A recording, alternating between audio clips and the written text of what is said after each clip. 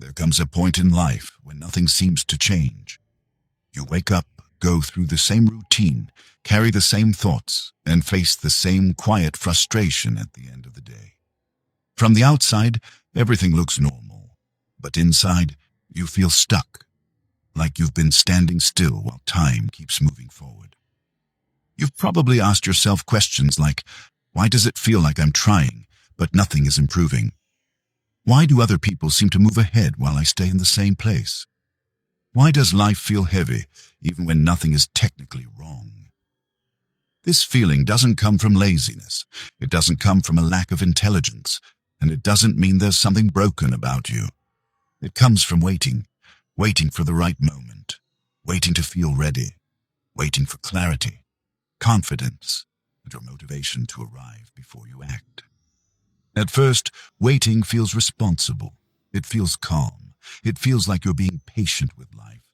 But over time, waiting becomes exhausting. Because deep down, you know you're not resting. You're postponing. And postponing your life slowly drains your energy. Here's something rarely talked about. Most people don't feel stuck because life is hard. They feel stuck because they're asking the outside world to change before they change inside. They wait for better conditions, better timing, better circumstances. But life doesn't work that way. The outside world usually responds after something shifts internally, after a decision is made, after standards change, after a person stops negotiating with their own potential. This audiobook exists for people who are tired of waiting, and not the dramatic kind of tired, but the quiet, heavy tired that builds when you keep telling yourself soon, and soon never comes. If you're here, there's a good chance you've already tried to improve your life. You've listened to advice. You've reflected. You've promised yourself things would be different next month, next year, or after one more break. And yet, here you are. That doesn't mean you failed. It means the strategy was incomplete. Change doesn't begin with fixing your life. It begins with changing who you are being in moments when nothing exciting is happening. When no one is watching. When results are invisible. When motivation is low and progress feels slow. Those moments are where identity is built. This audiobook is not here to entertain you, as it's not here to distract you from your problems or give you temporary motivation that fades by tomorrow. It's here to help you rebuild something more important than circumstances, your relationship with yourself. Over the next hour, we're going to explore what happens when you stop waiting for life to improve and start improving how you show up internally. We'll talk about discipline without punishment, growth without pressure, and change without pretending to be someone you're not. You won't hear loud promises. You won't be told to hustle harder, and you won't be asked to become perfect. Instead, you'll be invited to become consistent. Because consistency, quiet, unglamorous consistency, is what separates people who stay stuck from people who slowly transform their lives. You don't need to overhaul everything, yet you don't need to escape your current situation. You don't even need to feel confident. You just need to stop waiting for a version of yourself that feels ready. Ready is not a feeling. Ready is a decision. And that decision begins inside, long before anything changes on the outside. If you're listening to this and something resonates, take a moment to think about someone you care about, someone who feels lost, someone who's quietly struggling, someone who might be waiting just like you were. Share this video with them, not because it has all the answers, but because it might remind them that real change doesn't start out there. It starts within. Chapter 1. Why waiting for change keeps you stuck. There is a quiet habit that keeps more people stuck than fear, failure, or lack of talent. It's the habit of waiting, not waiting in an obvious way, not sitting still and doing nothing, but waiting while staying busy, waiting while thinking, waiting while preparing, waiting while telling yourself that you'll act once things feel clearer, calmer, or more certain. This kind of waiting feels productive. It feels mature. It even feels responsible. But over time, it becomes a cage. The problem with waiting is not that you're doing nothing. The problem is that you're training your mind to associate movement with risk and delay with safety. Every time you postpone action, your nervous system learns a lesson. I'm safer when I don't move. And the longer this lesson is repeated, the harder it becomes to break. There's a simple truth most people don't want to face. Life doesn't reward readiness, it rewards momentum. Waiting keeps you stuck because it removes urgency. When there's no decision, there's no pressure. When there's no pressure, there's no identity shift. And without an identity shift, behavior stays the same. Let me tell you a short story. A woman once shared that she had been wanting to improve her health for years. She didn't ignore it. She thought about it constantly. She read articles, saved workouts, followed fitness accounts, and promised herself that she would start soon. Every Monday felt like a fresh start. Every month felt like another chance. But nothing changed. When she finally asked herself why, the answer surprised her. She wasn't waiting because she didn't know what to do. Well, she was waiting because starting meant confronting the version of herself she had been avoiding. Once she started, excuses would no longer protect her. Once she started, progress would expose inconsistency. Once she started, she would have to face herself honestly. Waiting felt easier. This is what waiting really does. It delays self-confrontation. As long as you're waiting, you don't have to find out who you truly are under pressure. You don't have to test your discipline. You don't have to see where you quit. Waiting preserves a comfortable illusion, the belief that you could change if you really wanted to. But potential that's never tested becomes a burden. Another reason waiting is so dangerous is that it slowly reshapes how you see yourself. You stop seeing yourself as someone who acts. You start seeing yourself as someone who plans. And planning feels safe because it doesn't require risk. It doesn't involve rejection, discomfort, or uncertainty. But planning without action quietly erodes self-trust. Every delayed promise sends a message inward. I don't follow through. I hesitate. I wait. Over time, that message becomes an identity. And identity always wins.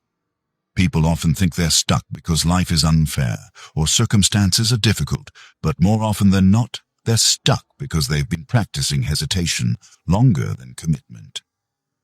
Here's the part that's uncomfortable to hear. There is no future version of you who suddenly feels ready. That version doesn't exist. There is only the current version of you deciding whether to move despite discomfort or to wait and call it patience. People who change their lives don't feel more confident than others. They simply act before confidence arrives. Confidence shows up later. As a side effect, waiting flips that order. It demands certainty before movement, and life rarely offers certainty up front. Think about it. If clarity came before action, no one would struggle. If motivation arrived on schedule, discipline would be unnecessary. But clarity follows movement. Motivation follows effort. Waiting keeps you stuck because it asks life to prove itself to you before you prove yourself to life. And life doesn't negotiate that way. This doesn't mean you rush blindly or act recklessly. It means you stop demanding emotional permission to do what you already know matters. Send the message. Begin the routine. Have the conversation. Start imperfectly. Not because it feels good, but because it builds trust. Trust is built when you do what you said you would do, even when no one is watching and nothing is rewarding yet. And that trust becomes the foundation for everything else. If you've been waiting, this is not a criticism. It's an invitation. An invitation to notice where delay has become a habit. An invitation to see waiting not as patience, but as avoidance. An invitation to ask a different question, not when will I feel ready, but what would the smallest honest step look like today? Because the moment you stop waiting, something subtle but powerful happens. You stop living in potential. You step into reality. And reality, while uncomfortable at first, is the only place where real change begins. Chapter 2. Stop negotiating with your old self. There is another habit that quietly keeps people stuck, even after they stop waiting. It's not fear, it's not lack of discipline, it's negotiation. Negotiation with the old version of yourself. This negotiation happens in small, almost invisible moments. You wake up and promise yourself you'll start the day differently, more focused, more intentional. But then a voice appears. Just today. Take it easy. You can do it later. You've had a long week. You deserve a break. And just like that, the promise dissolves. Most people think they lack discipline. What they actually lack is a clear boundary between who they were and who they are trying to become. As long as your old self still has a voice in your decisions, change will always feel temporary. The old self is persuasive because it sounds reasonable. It doesn't yell. It doesn't sabotage loudly. It simply suggests comfort, familiarity, and delay. And because it sounds like you trust it. But here's the truth. Growth begins the moment you stop negotiating with the version of yourself that wants to stay the same. Negotiation feels fair. It feels balanced. But fairness has no place in transformation. Standards do. Think about how authority works in real life. A leader who negotiates every rule loses credibility. A boundary that changes daily stops being a boundary at all. The same principle applies internally. When you constantly negotiate with yourself, you weaken your own authority.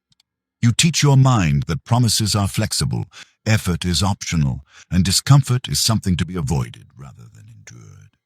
Over time, this creates an internal hierarchy where your impulses outrank your intentions. Let me tell you a short story. A man once decided he would start waking up earlier to work on something meaningful before his day began. The first morning, his alarm went off, and he immediately felt resistance. Instead of getting up, he started negotiating. I'll start tomorrow. I just need a little more sleep. 1 hour won't make a difference anyway. He hit snooze. The next day, the same thing happened, and the next.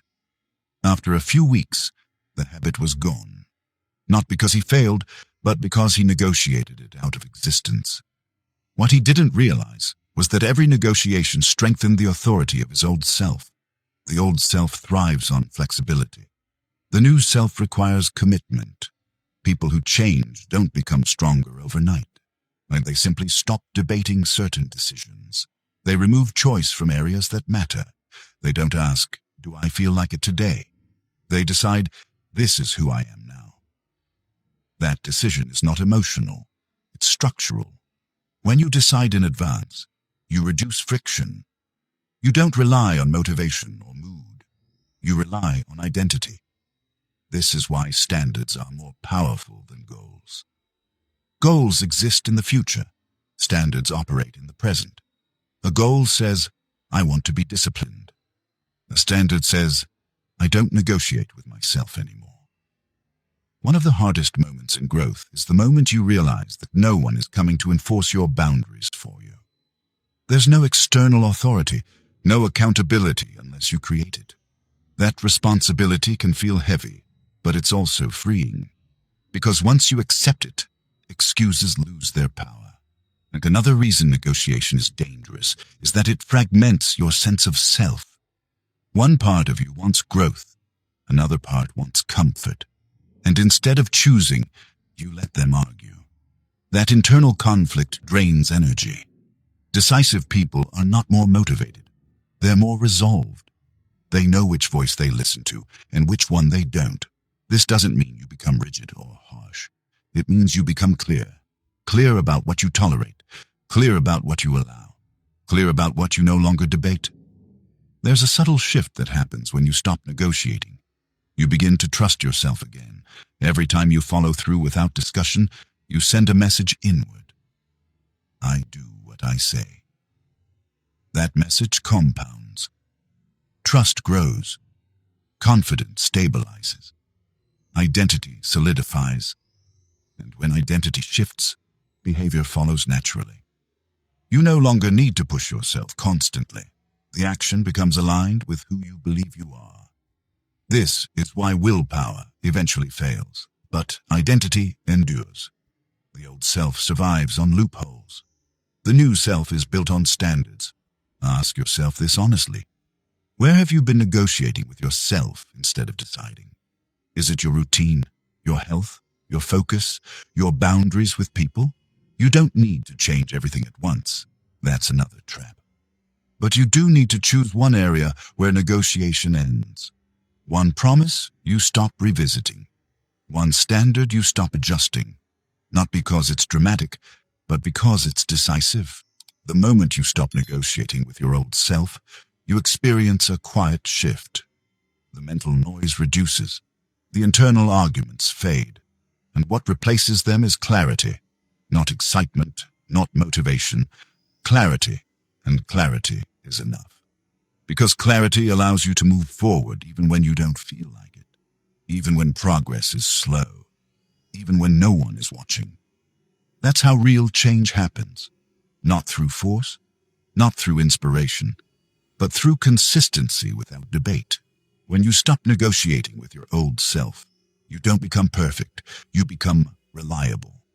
And reliability toward yourself is the foundation of a different life. Chapter 3. Control your inner dialogue. Long before your actions change, your inner dialogue decides the outcome. Not the loud thoughts, not the dramatic ones, but the quiet, repetitive voice that speaks to you when no one else is around. That voice shapes how you interpret effort, failure, discomfort, and time. It tells you what something means, and meaning is everything. Two people can experience the same setback. One sees it as proof they're not good enough. The other sees it as feedback. The difference isn't talent or luck. It's the conversation happening inside their mind. Most people never question that conversation. They assume it's the truth. But it isn't. Your inner dialogue is not objective. It's conditioned. It's built from past experiences, habits, environments, and repeated emotional reactions. And if you don't take control of it, it will quietly control you. Here's the problem. Many people speak to themselves in ways they would never speak to someone they care about. They criticize themselves harshly, doubt their ability constantly, and replay mistakes long after they're useful. They call it being realistic. They call it being honest. But what it really is, most of the time, is untrained self-talk. And untrained self-talk drains energy. Think about how often your inner voice says things like, "This is probably not going to work. I always mess this up. What's the point? It won't matter anyway." Those sentences may feel harmless, but they shape behavior. They reduce effort before effort even begins. They create hesitation. They lower standards quietly. Over time, they become instructions. There's a story that illustrates this clearly. A young athlete once struggled during practice, not because he lacked skill, but because every mistake triggered a spiral of internal criticism. One missed attempt would turn into a mental collapse. His body tightened. His focus scattered. His performance dropped. When asked what he was thinking during those moments, his answer was simple. "I keep telling myself not to mess up." That phrase sounds reasonable, but it kept his attention locked on failure. When he changed his inner dialogue to something calmer, something directive instead of judgmental, everything shifted. Not instantly, but steadily.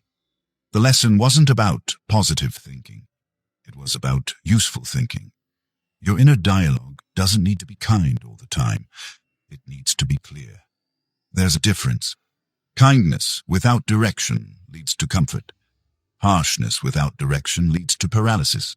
Clarity leads to action.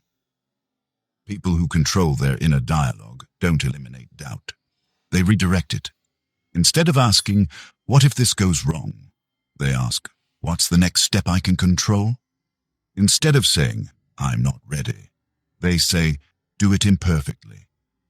Instead of replaying mistakes, they extract the lesson and move forward. This shift matters because your mind follows instructions. If your inner voice is vague, emotional, or self-attacking, your actions become hesitant. If your inner voice is calm and directive, your actions become steadier. This is why leaders, real leaders, don't motivate themselves emotionally every day. They give themselves clear commands. Show up. Focus. Finish. Short. Neutral. Direct. When you start speaking to yourself this way, something subtle happens. The emotional noise decreases. You stop debating every move. You conserve energy that can be used to act. Another reason inner dialogue matters is that it shapes how you handle discomfort. If your mind labels discomfort as danger, you avoid it. If it labels discomfort as training, you endure it. The sensation doesn't change. The meaning does, and meaning determines behavior. Most people try to change their habits without changing the language attached to them. That rarely works. The mind resists what it believes is harmful or pointless. But when you change the narrative from "this is hard" to "this is necessary," resistance weakens. This doesn't happen overnight. It's a practice. You catch the thought. You question it. Say you replace it with something more useful, not more optimistic, more accurate. Because the truth is, you don't need to feel confident to move forward. You need to feel directed. Direction beats motivation every time. Ask yourself this. When things get difficult, does your inner voice guide you or judge you? If it judges you, progress slows. If it guides you, progress continues. One builds pressure, the other builds momentum. Over time, controlled inner dialogue creates a stable internal environment. You're less reactive, less dramatic, less thrown off by small setbacks. You stop needing emotional highs to function, and that's a powerful shift, because when your inner voice becomes calm and clear, your external behavior follows. You move with less friction, you recover faster, you stay consistent longer. This is not about silencing your thoughts. It's about choosing which ones you obey. You don't need to argue with every doubt. You don't need to defeat every negative thought. You simply need to stop letting them give orders. When you control your inner dialogue, you reclaim authority over your actions. And that authority, quiet, steady, internal, is what allows real change to take root. Not loudly, not dramatically, but permanently. Chapter 4. Learn to sit with discomfort. There is a moment in every attempt to change when things stop feeling exciting and start feeling uncomfortable. Not painful, not dramatic. Just uncomfortable enough to make you want to step back. This is the moment most people misunderstand. They assume discomfort is a sign they're doing something wrong. They take it as feedback that they should slow down, rethink, or stop altogether. And without realizing it, they return to familiar patterns.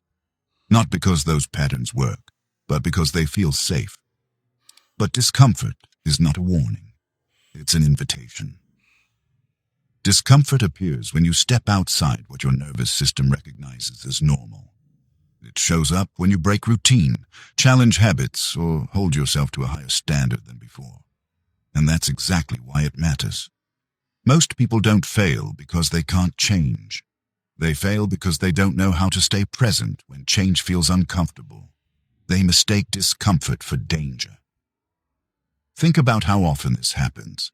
You start a new routine, and a few days in, resistance appears. Your body feels heavier. Your mind becomes louder. Suddenly, every reason not to continue sounds convincing. You tell yourself, maybe this isn't sustainable, or I'll pick this back up when things feel easier. What you're really saying is, I don't know how to sit with this feeling yet.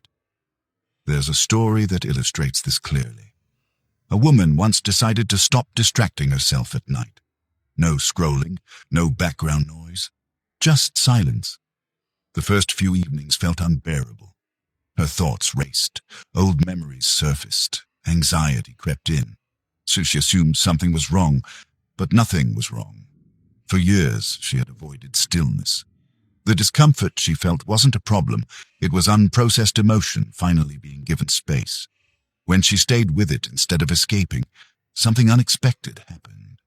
The discomfort softened. Her thoughts slowed. And over time, she became calmer, more grounded, and more in control of herself. Discomfort didn't harm her. Avoiding it had. Here's what most people never learn. Discomfort is temporary, but avoidance creates permanence. When you avoid discomfort, you reinforce the belief that you can't handle it, and that belief becomes a limit you live under. But when you sit with discomfort, even briefly, you teach your nervous system something powerful. I can stay here and survive. That lesson builds resilience. This doesn't mean forcing yourself aggressively or ignoring your limits. It means staying present without immediately reaching for relief. No distraction, no justification, no escape, just awareness. People who grow consistently don't eliminate discomfort. They become fluent in it. They recognize the sensation. They name it, and they continue anyway. Another reason discomfort feels overwhelming is because it exposes internal noise. When you're busy or distracted, you don't hear it. When you slow down, it gets louder. This is why silence, effort, and stillness feel threatening to so many people. They bring you face to face with yourself, and that confrontation can feel unsettling. But avoiding it keeps you dependent on stimulation, approval, and external reassurance. Sitting with it builds internal stability. There's a subtle but important distinction here. You don't need to enjoy discomfort. You need to tolerate it. Tolerance creates capacity. Every time you stay with discomfort without reacting, you expand your ability to handle life. You become less reactive, less impulsive, less controlled by emotion. You stop needing everything to feel good in order to move forward. This skill is especially important when progress slows, because progress often feels boring before it feels rewarding. There's no applause in the early stages, no clear signs that what you're doing is working, just repetition, effort, and uncertainty. And uncertainty is uncomfortable. People who quit at this stage don't quit because they're weak. They quit because they never learned how to sit with the feeling of not knowing yet. They interpret uncertainty as failure instead of transition. Learning to sit with discomfort also changes how you respond to stress. Instead of reacting immediately, you pause. Instead of spiraling, you observe. Instead of escaping, you endure. That pause creates choice, and choice is where power lives. One of the most effective ways to practice this is intentionally delaying relief. Not forever, just briefly. When you feel the urge to distract, wait. When you want to quit, pause. When discomfort appears, stay present for a few breaths longer than usual. You don't need to be heroic. You just need to be honest. Ask yourself, can I stay with this for 10 more seconds? Most of the time, the answer is yes. And 10 seconds becomes 20. 20 becomes a minute. A minute becomes evidence. Evidence that you're stronger than you thought. Over time, discomfort loses its authority. It stops controlling your decisions. It becomes a signal instead of a command.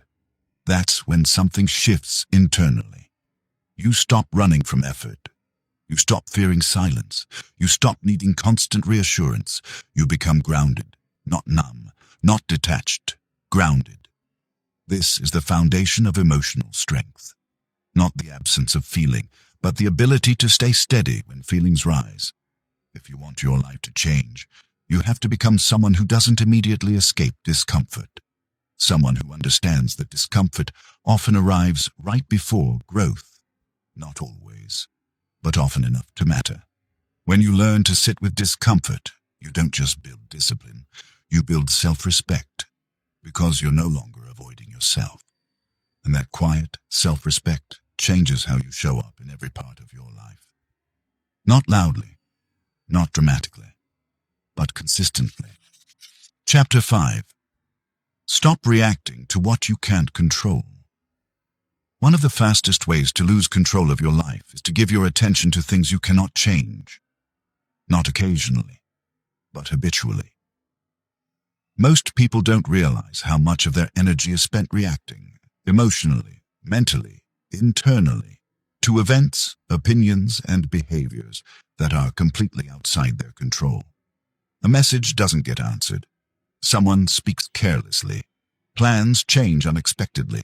Progress feels slower than expected, and immediately the mind reacts. Frustration rises. Stories are created. Energy is drained. The problem isn't what happened. It's the reaction that follows. Reaction feels automatic, but it's learned. Over time, your nervous system becomes conditioned to respond instantly, to defend, explain, worry, or replay. And the more often you react, the less control you feel. Because reaction hands power away. Think about how much emotional energy is lost every day to things that don't deserve it. Conversations replayed in your head, outcomes you can't influence, other people's moods, opinions, and decisions. None of these things improve because you react to them, but your internal state worsens. There's a story that illustrates this clearly. A man once described how a single comment from a coworker could ruin his entire day, not because the comment was cruel, but because he couldn't stop replaying it. He analyzed it from every angle. He imagined what it meant and wondered how he should respond. By the end of the day, he was exhausted. The comment lasted 5 seconds. The reaction lasted hours. That imbalance is where most people lose their power. Here's the uncomfortable truth. You cannot control what happens to you, but you can control how long it lives inside you.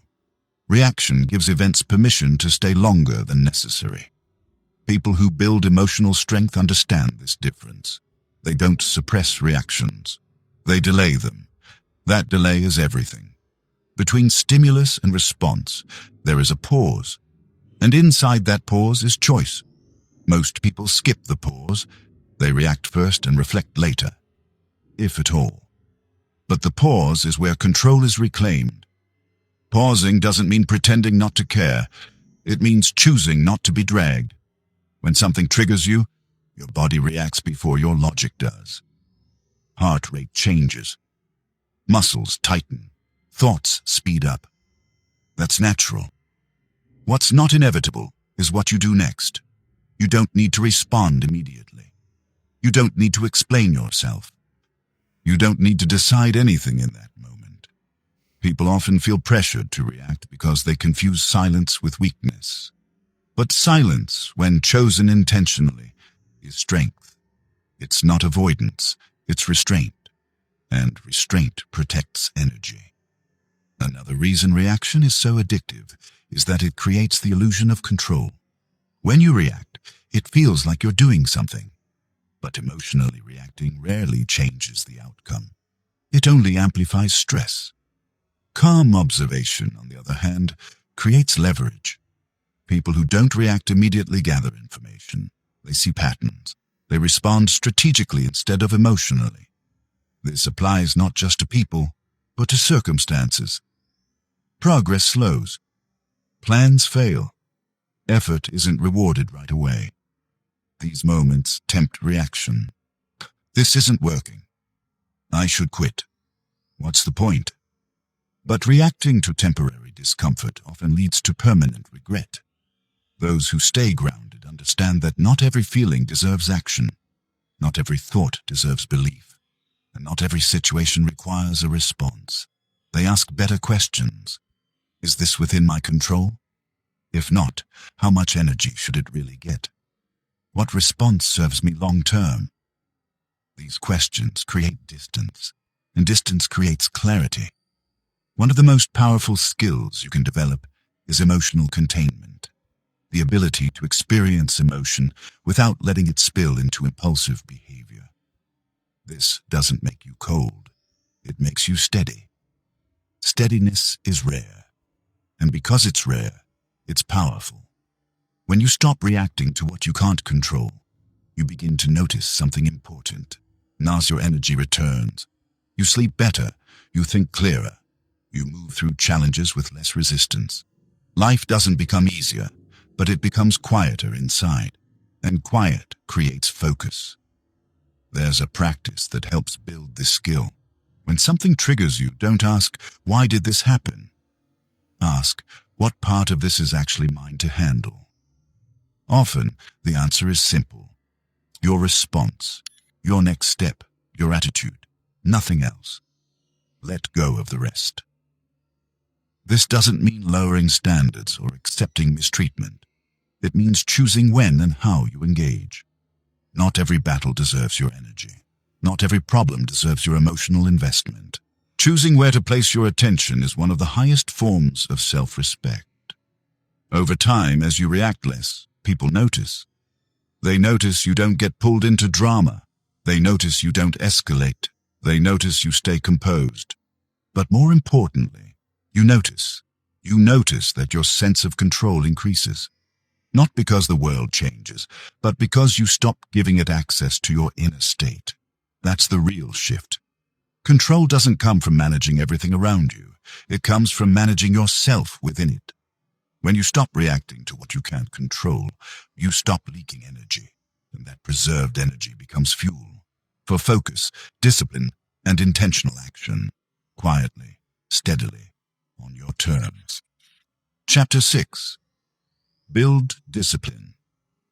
When no one is watching, there is a version of you that exists only in private. No audience, no validation, no one to impress. That version is the one quietly shaping your future. Most people believe discipline is something you perform, something visible, something others notice. They think discipline shows up when motivation is high, when results are clear, or when someone is holding them accountable. But real discipline doesn't live there. Real discipline lives in moments that feel insignificant. It shows up when skipping would be easy, when no one would know, when the reward is distant or invisible. This is where most people lose momentum, not because they lack willpower, but because they rely on external pressure to behave consistently. They work harder when watched. They focus better when praised. They stay disciplined when progress is obvious. But when those things disappear, effort fades, and slowly, discipline becomes conditional. There's a quiet danger in that. When discipline depends on external validation, your identity becomes fragile. You perform well when conditions are ideal and disappear when they aren't. Life rarely offers ideal conditions. The people who truly change understand something different. Discipline is not about forcing yourself. It's about deciding who you are, especially in silence. Let me tell you a story. A man once committed to improving a skill he deeply cared about. He practiced consistently for a few weeks, energized by progress and excitement. But eventually, the novelty faded. No one commented on his effort. No clear milestones appeared. So he skipped a day, then another, not because he stopped caring, but because the effort felt lonely. That loneliness is where discipline is tested, because discipline without applause feels pointless to many people. But it isn't. It's foundational. Private discipline builds internal alignment. When your actions match your intentions, even when no one is watching, you begin to trust yourself. That trust is quiet, but it's powerful. It stabilizes you. You stop needing motivation to begin. You stop needing recognition to continue. You stop needing pressure to perform. You act because it's who you are. Most people underestimate how deeply this changes their behavior. When discipline becomes identity-based instead of mood-based, effort stops feeling like a fight. It becomes routine, predictable, almost automatic. But this doesn't happen by accident. It's built through small, repeated acts of follow-through. Not dramatic ones, not heroic ones, consistent ones. There's another misconception worth addressing. People often think discipline means intensity. Long hours, extreme routines, pushing until exhaustion. That approach rarely lasts. Sustainable discipline is quiet and boring. It's waking up and doing the thing you said you would do. without negotiating, without dramatizing, without making it a big deal. It's showing up tired. It's continuing when progress feels slow. It's maintaining standards when enthusiasm fades. And here's the truth most people avoid. You don't rise to the level of your goals. You fall to the level of your standards. Standards don't require emotion. They require consistency. A standard says, this is what I do, regardless of how I feel. This is why private discipline matters so much, as it trains you to operate without emotional permission. You don't ask yourself if today feels right. You don't wait for motivation to arrive. You don't depend on inspiration to continue. You decide once, and then you repeat. There's a subtle confidence that grows from this. Not the loud kind, the grounded kind. You start to carry yourself differently. You move with less hesitation. You make decisions faster. You trust your ability to follow through, even when things get uncomfortable. That trust is earned, not imagined. And it only comes from evidence that you keep your word to yourself. Another important aspect of discipline in private is restraint.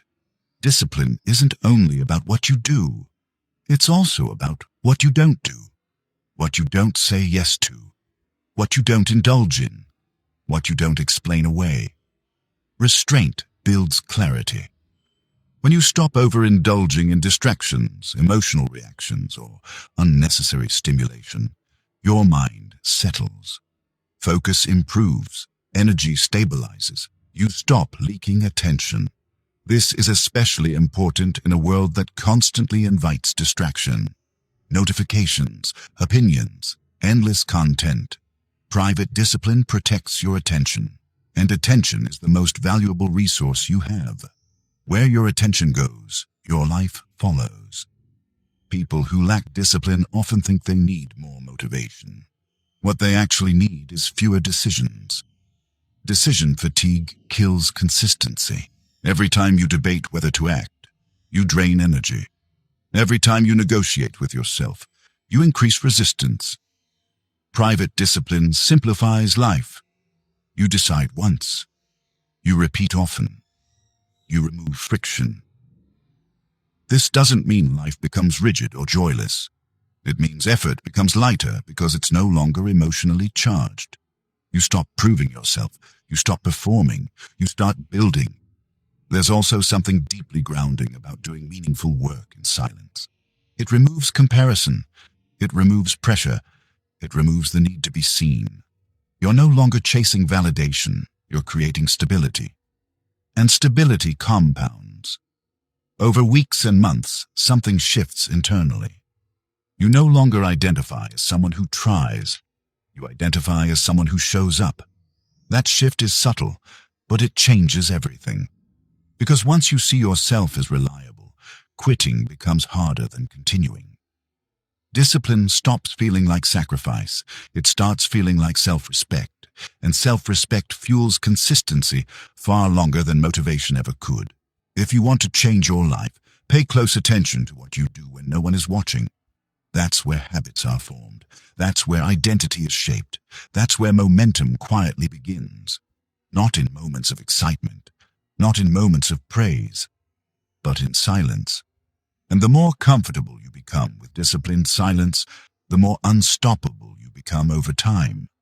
Because while others wait for motivation, you've already built the structure that carries you forward. Quietly, steadily, without needing permission. There is a moment that arrives quietly after enough days of private discipline, as you don't notice it right away. Nothing dramatic happens. No external reward appears, but something inside you settles. You begin to feel less scattered, less reactive, less desperate for reassurance. The urge to quit still appears, but it no longer controls you. It becomes background noise instead of a command. This is what inner stability feels like, and it only comes from doing the work without witnesses. Private discipline teaches you something essential. You don't need to be seen to be becoming. You don't need recognition to grow, and you don't need permission to improve your life.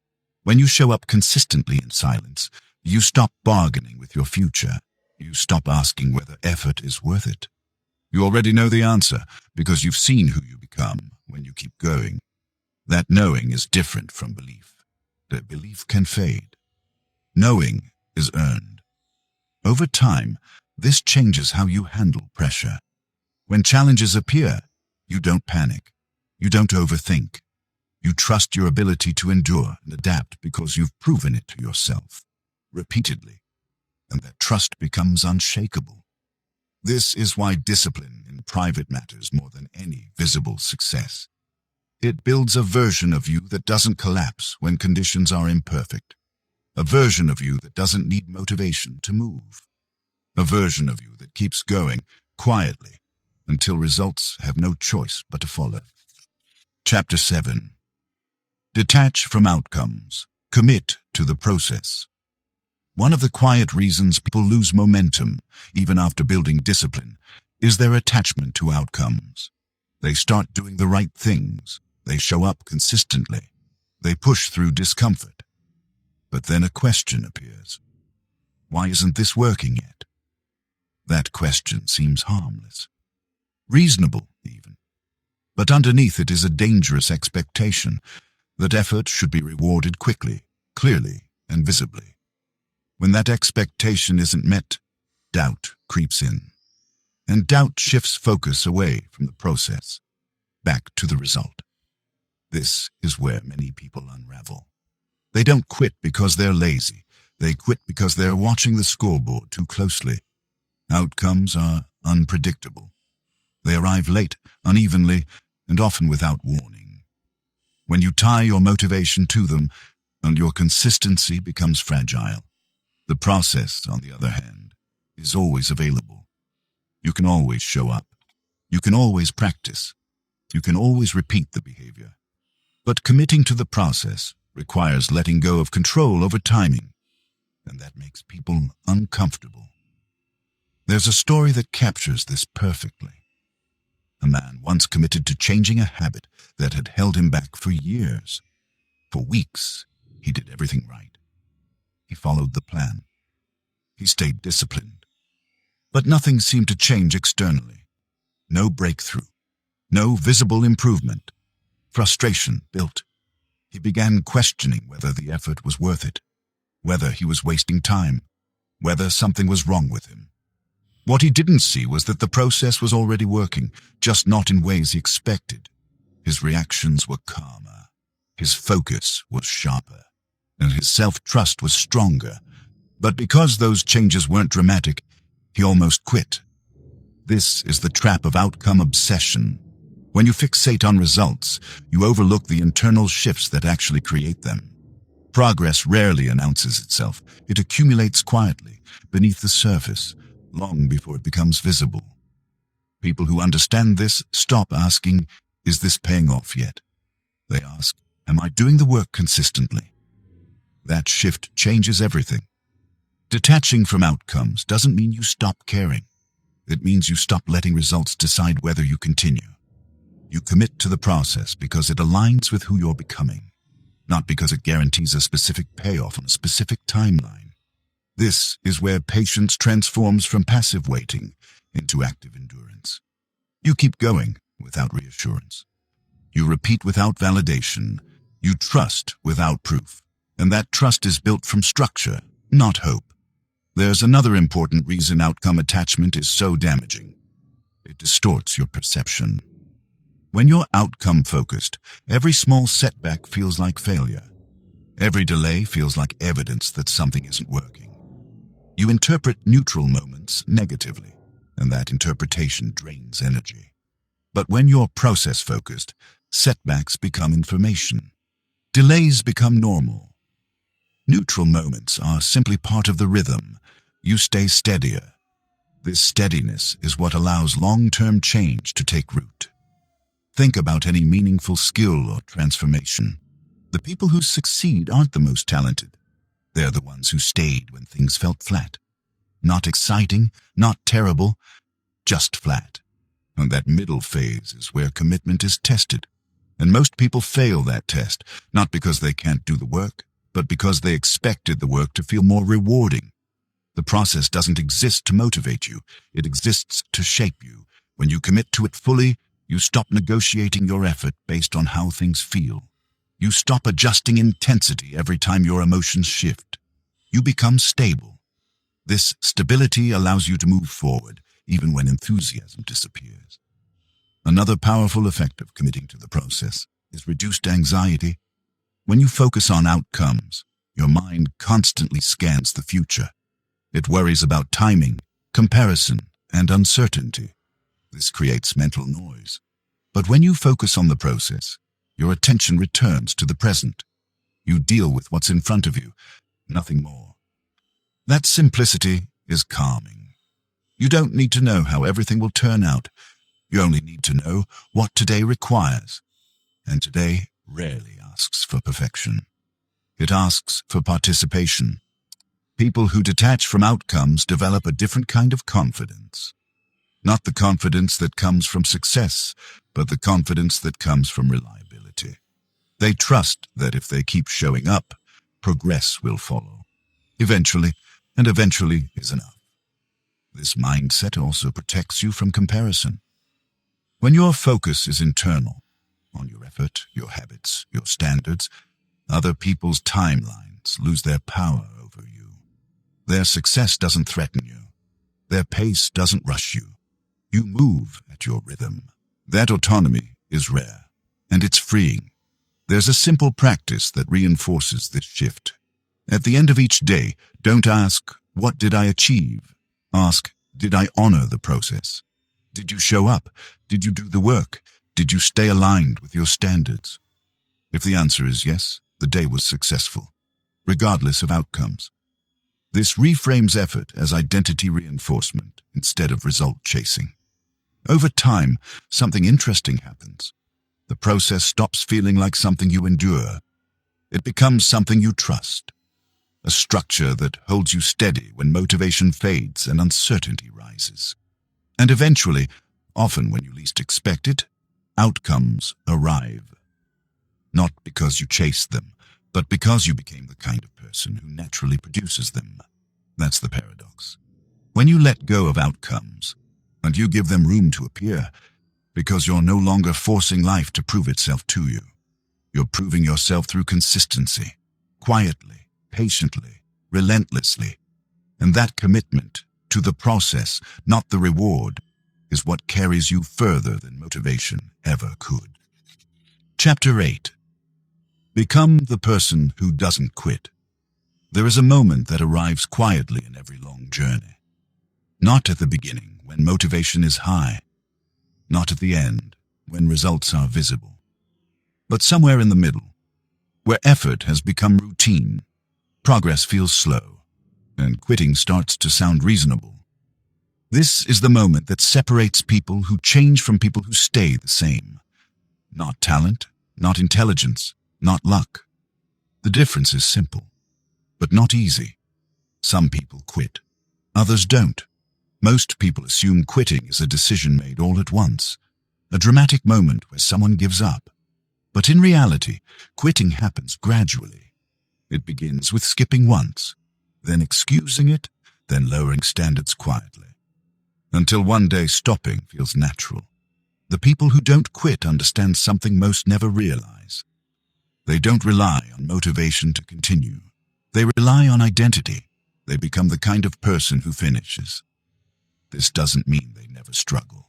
It means struggle no longer surprises them. They expect it, they plan for it, and when it arrives, they don't panic. Because quitting is no longer an option they entertain casually. There's a story that illustrates this clearly. A man once set a long-term goal that mattered deeply to him. In the beginning, progress was exciting. He felt driven, focused, alive. But months later, the excitement faded. Progress slowed. Life became noisy. Every reason to quit appeared logical. He wasn't failing, but he wasn't winning either. That middle space tested him more than any setback ever had. What kept him going wasn't inspiration. It was a quiet internal rule he had decided on early. I don't quit halfway. That rule wasn't emotional. It wasn't motivational. It was structural. When quitting crossed his mind, the rule answered for him. Not today. People who don't quit remove decision-making from moments of weakness. They decide ahead of time who they are, before fatigue, doubt, or boredom enters the conversation. This is crucial, because when you decide in the middle of discomfort, emotion wins. When you decide in advance, identity wins. Becoming someone who doesn't quit doesn't mean forcing yourself endlessly. It means narrowing your focus. You stop asking, "Do I feel like continuing?" You ask, "What does finishing look like today?" That question changes everything. Finishing today might mean a small step. It might mean showing up tired. It might mean doing less, but not nothing. Consistency doesn't require intensity. It requires continuity. Another reason people quit is because they attach quitting to relief. They think stopping will make them feel better. Sometimes it does, temporarily. But relief fades quickly, and what replaces it is something heavier. Regret. People rarely regret effort. They regret abandoning themselves. Becoming someone who doesn't quit changes your relationship with discomfort. Discomfort stops feeling like a threat and starts feeling like a signal that something meaningful is happening. The people who endure understand this instinctively. They don't interpret difficulty as evidence they're on the wrong path. They interpret it as confirmation they've left the familiar. And leaving the familiar always feels unstable at first. This mindset also protects you from perfectionism. Perfectionism convinces people to quit because they believe imperfect effort isn't worth continuing. But progress doesn't require perfection. It requires presence. Showing up imperfectly beats quitting perfectly. People who don't quit allow themselves to be unfinished, slow, and imperfect. They don't wait to feel proud before continuing. Pride comes later, after persistence. There's another important shift that happens when you become someone who doesn't quit. You stop over-identifying with short-term outcomes. A bad day no longer defines you. A missed goal no longer discourages you. A setback no longer shakes your sense of direction. You zoom out. You understand that identity is built over time, not days. Quitting often feels like self-protection, but in reality, it's self-abandonment. And over time, repeated self-abandonment erodes confidence. Finishing, even imperfectly, does the opposite. It builds self-respect. Every time you continue despite discomfort, you send a message inward. I don't leave myself when things get hard. That message compounds. Eventually, quitting feels foreign, not because it's impossible, but because it no longer aligns with who you are. This doesn't mean you never change direction. It means you don't quit impulsively. You adjust intentionally. There's a difference. Quitting is emotional. Adjusting is strategic. People who don't quit give themselves permission to adapt, but not to disappear. They remain in motion. This chapter is not asking you to push endlessly or ignore your limits. It's asking you to commit to continuity, to remain engaged even when enthusiasm fades. Because enthusiasm always fades, identity remains. When you become the person who doesn't quit, life responds differently. Challenges don't disappear, but you handle them with more steadiness. You don't collapse under pressure. You don't retreat at the first sign of resistance.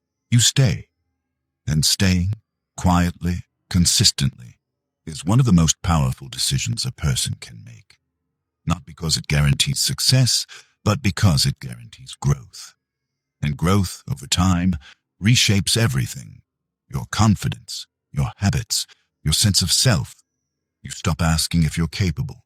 You know because you've stayed before. Becoming the person who doesn't quit isn't about willpower, and it's about loyalty.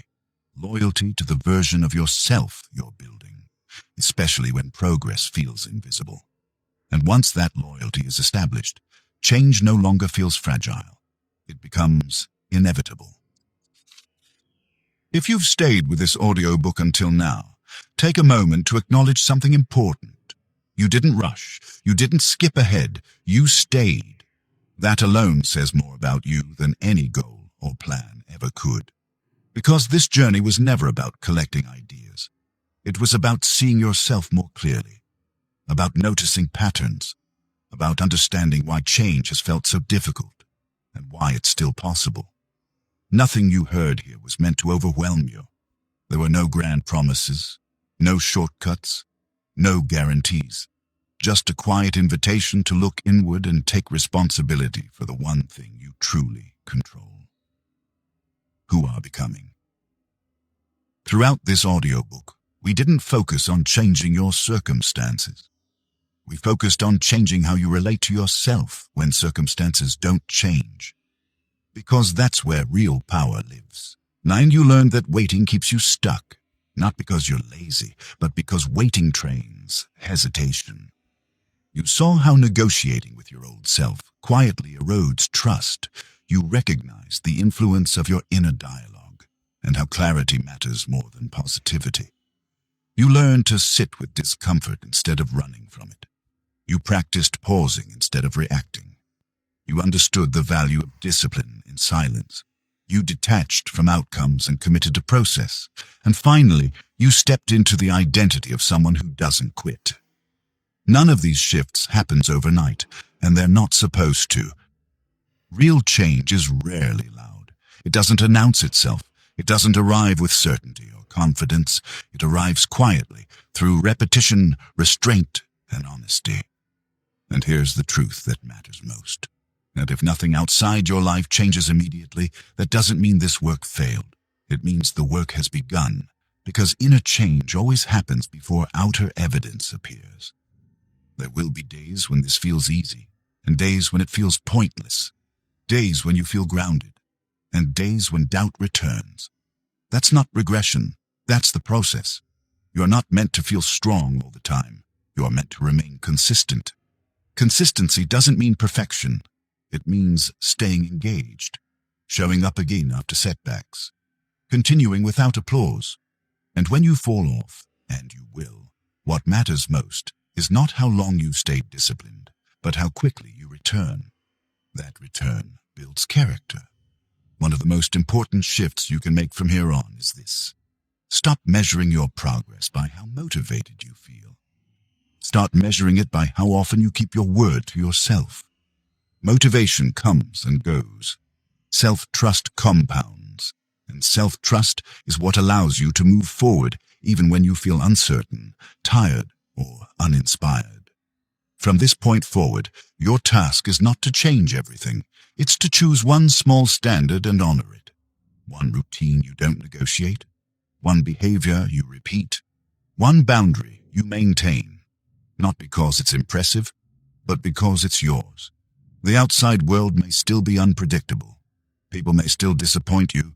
Progress may still take longer than you want. But when your inner foundation is stable, those things no longer define you. You stop feeling like life is happening to you. You start feeling like you're meeting life where you stand. That shift is subtle, but it's transformative. And if you ever find yourself slipping back into waiting, remember this. You don't need to feel ready. You need to decide. If you ever hear your old self negotiating, remember this. Standards don't require debate. If your inner voice becomes loud and critical, remember this. Clarity guides better than judgment. If discomfort shows up, remember this. Discomfort is not danger, it's training. If things outside your control trigger you, remember this. Pause returns power. If discipline feels lonely, remember this. What you build in silence lasts. If results feel slow, remember this. The process is shaping you even when outcomes are delayed. And if quitting whispers to you, remember this. You are becoming someone who stays. You don't need to prove anything to anyone. You don't need to rush your growth. You don't need to be perfect. And you just need to remain loyal to the work. Because when you change who you are inside, life has no choice but to respond, eventually, quietly, gradually, inevitably.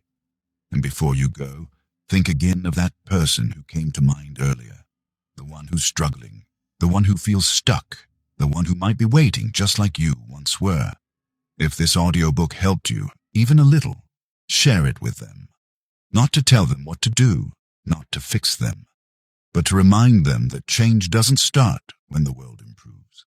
It starts the moment someone decides to stop waiting and begins again from within. Thank you for listening.